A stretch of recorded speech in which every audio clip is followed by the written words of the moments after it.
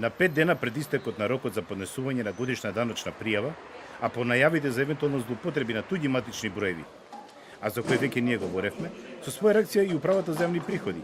УЈП ги потсетува граѓаните ка заклучно 31 овој месец истекува рокот за увид во предпополнетата годишна даночна пријава за минатата година и дека даночните обврзници преку своите користички профили имаат можност да го менуваат статусот на пријавата, односно да ја потврдат или да ја коригираат. По истекот на законскиот рок на 1 јуни 2019 година, годишните даночни пријави ќе добијат статус на конечни даночни пријави, согласно последниот статус на годишната даночна пријава, потврдена или коригирана. На 1 јуни службено ќе бидат потврдени и годишните даночни пријави, кои што не се ниту потврдени или коригирани од граѓаните.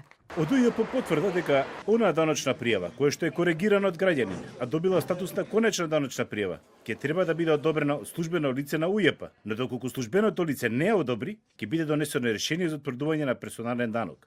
Ова подразбира дека граѓаните се тие кои треба да извршат проверки на своите годишни даночни пријави и доколку на нив забележат нелогичности, односно суми за кои тие не може да го потврдат потеклото, самите да се пријават во УЈП. И со коригирањето на сметката пак треба да потврдиш дека тие дел од тие твои добивки се твои. А останатите не знам како ќе биде. Едноставно ќе видиме.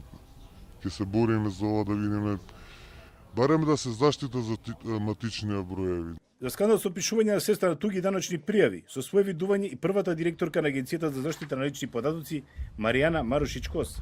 Според законот за игрите на среќа и за забавните игри, добивката од игрите на среќа во облужувалниците се остварува по приложување на важечка исправа за идентификација, пошто се издава потврда за добивката, која треба да биде потпишана од облужувалницата и од добитникот. Облужувалниците преку матичниот број на добитникот ја пријавуваат добивката во УЈП за да го платат персоналниот данок. Пријавувањето на добивката го прават преку својот информацијски систем, кој е поврзан со информацијскиот систем на УЈП. Адвокатката Марушич-Кос вели дека реакцијата на одредени учесници во игрите на среќа во облужувалниците, дека на нивната даночна пријава за плаќање на персонален налог е евидентирана добивка од игри на среќа, иако реално не ја добиле, создава сомнеш дека кај вработените во облужувалниците постои ниска свест за правото на заштита на лични податоци. Таа потсетува дека вработените не смеат да исплаќаат добивка без да го утврдат идентитетот на добитникот, но и дека не смеат да се врши исплата на добивка на лице кое наместо лична карта или патна исправа